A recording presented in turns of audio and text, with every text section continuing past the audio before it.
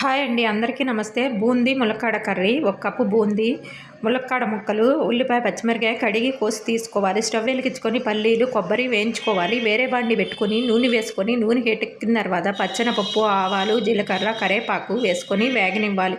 వేగిన తర్వాత ఉల్లిపాయ ముక్కలు, పచ్చిమిరకాయ ముక్కలు వేసుకొని వేగనివ్వాలి. ఒక స్పూను సాల్టు, చిన్న స్పూను పసుపు వేసుకొని వేగనివ్వాలి. కోసి పెట్టుకున్న ములక్కాయ ముక్కలను కూడా వేసుకొని వేగనివ్వాలి.